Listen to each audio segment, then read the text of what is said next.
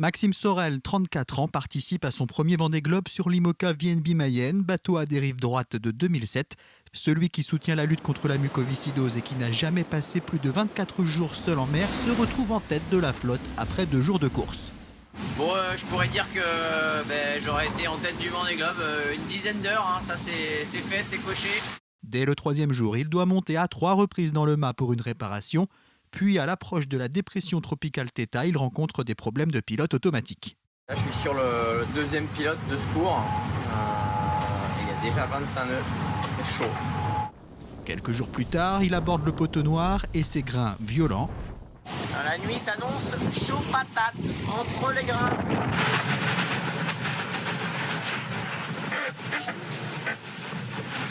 Le 19 novembre, c'est le passage de l'équateur. Maxime Sorel est 14e. Maintenant, on attaque l'Atlantique Sud. Donc, premier équateur en solitaire, c'est mon 4e. C'est un point de passage important. La longue descente vers le sud se poursuit. Après un long contournement de l'anticyclone de Sainte-Hélène par l'ouest, le voici au niveau du cap de Bonne-Espérance, le 3 décembre, en 13e position. Vous voyez derrière, hein, c'est quand même assez agité.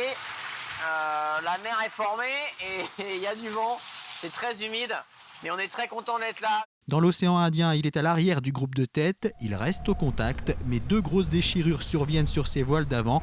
Alors qu'il est en train de franchir le cap Lewin, il travaille pendant 14 heures pour réparer notamment son J2, voile essentielle. Il est là le J2.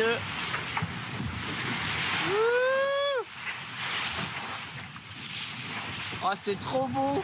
Je crois que je m'étais donné pour mission de montrer que rien n'est impossible. Et ça, je peux vous dire que ça en fait partie. Dans le Pacifique, le skipper malouin revient sur la tête de flotte. Il se retrouve même en 5e position pendant quelques temps. Grosse frayeur à l'approche du Cap Horn, son bateau se retrouve couché avec le mât immergé et des voiles tombées à l'eau. Voilà, c'est le carnage total. J'ai 2 voiles à l'eau, j'en ai récupéré une. Et là, j'en ai une 2e en cours. J'espère que ça va se calmer après pour pouvoir réparer un peu tout ça là, parce que il y a pas mal de dégâts et c'était vraiment chaud. C'était très très chaud. Il franchit le Cap Horn le 5 janvier, 2 jours et 10 heures après Yannick Bestaven. Il est alors 10e. Dans la remontée de l'Atlantique, il est distancé par les bateaux de tête. Il se retrouve sous la menace d'Armel Tripon et de son foiler dernière génération. Il revient fort, il n'est pas à sa place, hein. Il devrait être devant depuis longtemps, donc s'il faut qu'il passe, il passera, mais j'aurais bien aimé garder cette 10e place, c'est sûr. Il est toujours 10e au Cap Finistère et une grosse dépression s'annonce. Faut cravacher pour éviter cette grosse dépression qui va arriver là, et puis essayer de rentrer quand même dans le port des Sables d'Olonne. Ce serait top de pouvoir vous retrouver là-bas. Maxime Sorel cravache pour éviter le pire. Armel Tripon, lui, préfère temporiser.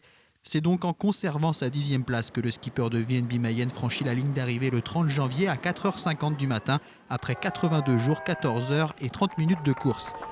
C'est seulement au ponton de Port-Olona qu'il dévoile une grosse avarie sur son bateau. Le pont du bateau, il a fissuré. Ce bateau, il s'est cassé en 2 en 2016 sur le dernier Vendée Globe. Et là, c'était un début de ça. Et du coup, on a dû réparer pour éviter que ça aille plus loin. J'avais cette épée de Damoclès au-dessus de la tête depuis le passage du Cap Horn.